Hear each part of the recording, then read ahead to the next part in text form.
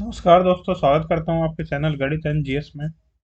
दोस्तों, हम लोग कक्षा 8 की एनसीईआरटी लगा रहे हैं। कक्षा 8 की एनसीईआरटी किताब प्रश्नावली 1.1।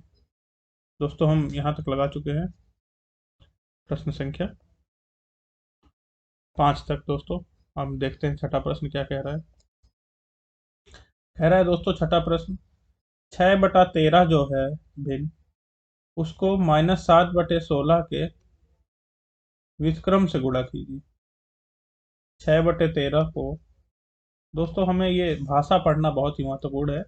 भाषा से हम क्या समझ रहे हैं, जो समझेंगे हम वही करेंगे। कह रहा है 6/16 को, तो 6/16 6/13 लिख दिया। 6/13 को -7/16 के व्युत्क्रम से गुणा करना है।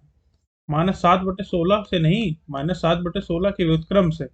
दोस्तों, व्युत्क्रम वो चीज होती है जिससे हम गुणा करें तो हमें एक मिल जाए। तो इसको दोस्तों किससे गुणा करेंगे? 16/-7। ये दोस्तों आपस में व्युत्क्रम है। कट जाएगा दोस्तों, एक आ जाएगा। यानी 16/-7 एक व्युत्क्रम था। क्या व्युत्क्रम था दोस्तों इसका? ये 16/7 करो या -16/7, एक ही बात है दोस्तों। नीचे माइनस रखें या ऊपर माइनस रखें आंसर में, यदि एक ही माइनस है तो उससे फर्क नहीं पड़ता। आइए देखते कुछ कटता है क्या। नहीं दोस्तों, कुछ नहीं कट रहा है। 16×5 = 80, 16×6 = 96, 13×7 = 91 और माइनस का निशान। ठीक है दोस्तों, ये हो गया हमारा गुणा करने के पश्चात उत्तर।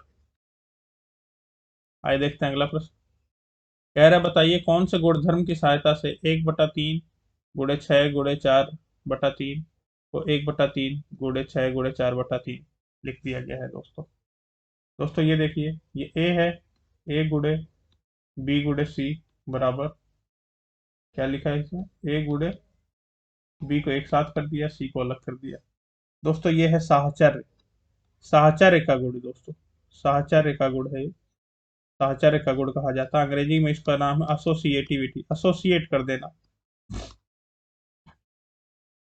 दोस्तों, तीन संख्याएं, चाहे संख्या हो या भिन्न हो दोस्तों, आप जानते हैं ये भिन्न वाली संख्या को परिमेय संख्या कहा जाता है। परिमेय संख्या जिसको पी बाई क्यू के फॉर्म में लिख सकते हैं। परिमेय संख्याओं पे भी ये नियम पूरी तरीके से लागू है। यदि तीन संख्याएं आपस में गुणा में है और दो देखो ब्रैकेट में है बी गुणे सी, तो आप ब्रैकेट खोल के किन्हीं भी दो को ब्रैकेट में कर सकते। दोस्तों, इसको ये भी कर सकते थे। दोस्तों, इसको ये भी कर सकते थे, ए गुणे सी गुणे बी, ये चीज भी लिख सकते थे। तो ये कौन सा नियम है? साहचर्य का गुण, साहचर्य का गुण धर्म है। साहचर्य अंग्रेजी में कहते हैं एसोसिएटिविटी, हिंदी में कहते हैं साहचर्य। साहचर्य। ठीक है दोस्तों, आठवां प्रश्न है। कह रहा है -1 सही 1/8 का गुणात्मक 8/9 है। देख लेते हैं दोस्तों, सही भिन्न को अगर साधारण भिन्न में करें तो -8, -8 और उसमें एक जोड़े तो क्या हो जाएगा दोस्तों? -8 सही 1/8 है ना दोस्तों। माइनस को बाहर लिख लें, ये है इसका मतलब दोस्तों। क्या आ जाएगा ये? 8 × 8 = 9/8, -9/8 दोस्तों। कह रहा है 8/9 क्या इसका व्युत्क्रम है? देख लेते हैं दोस्तों, देख लेते हैं। ये है दोस्तों -9/8, और कह रहा है 8/9 क्या इसका व्युत्क्रम है?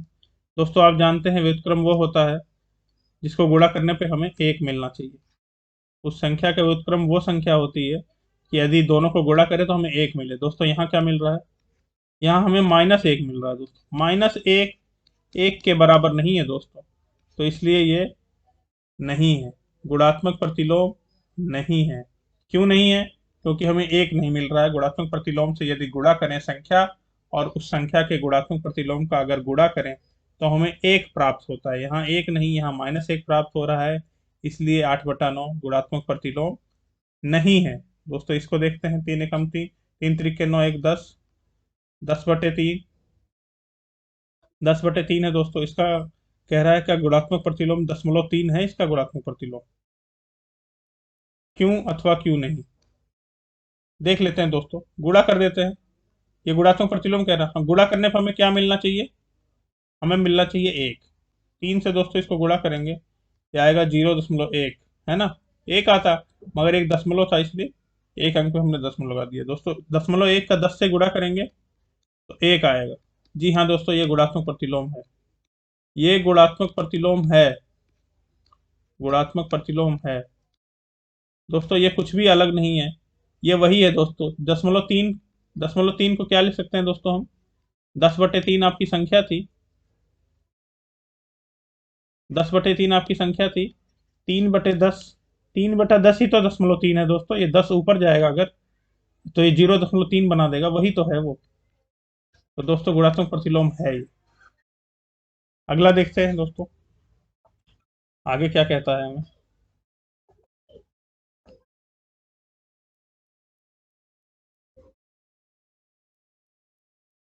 क्या कह रहा है दोस्तों?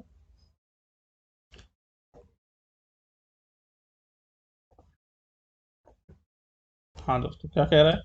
ऐसी लिखिए आप, ऐसी परिमेय संख्या जिसका कोई व्युत्क्रम नहीं होता। क्या कोई ऐसी परिमेय संख्या है दोस्तों जिसका व्युत्क्रम नहीं होता?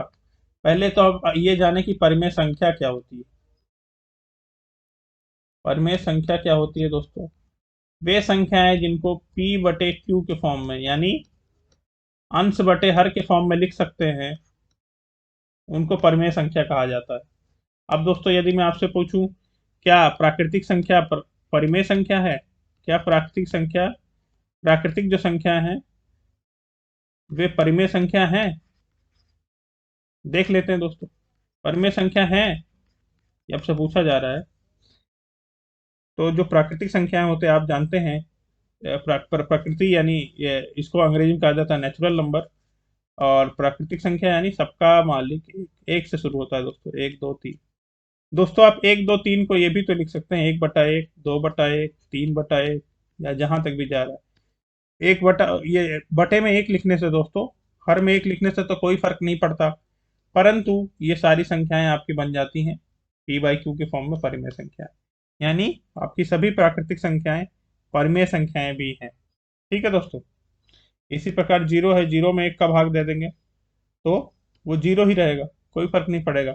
मगर 0/1 लिखने के कारण जीरो भी परिमेय संख्या हो जाती है। और आप जानते हैं दोस्तों, यदि प्राकृतिक संख्या में जीरो और जोड़ दें तो उसे कहा जाता है पूर्ण संख्या।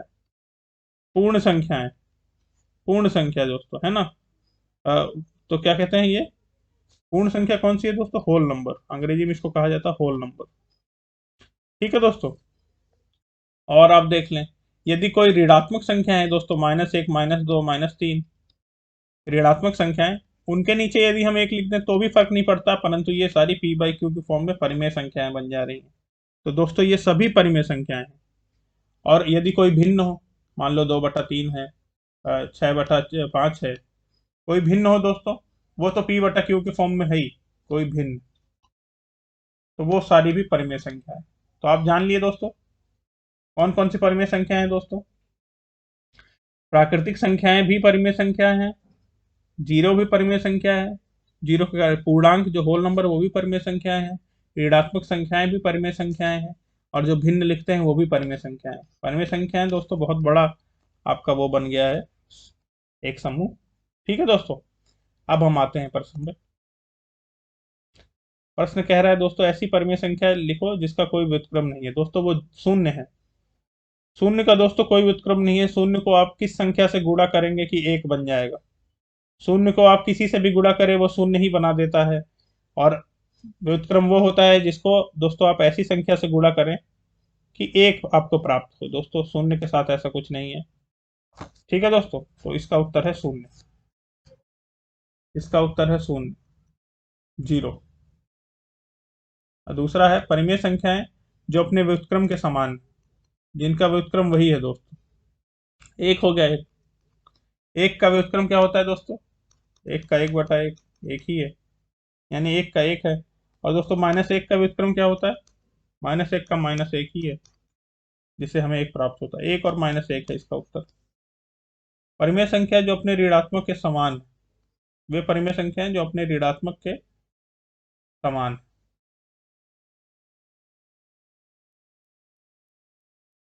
यही दोस्तों, एक और -1, एक और -1। दोस्तों ये समान नहीं है। परिमेय संख्या जो अपने ऋणात्मक के समान है वो है जीरो। जीरो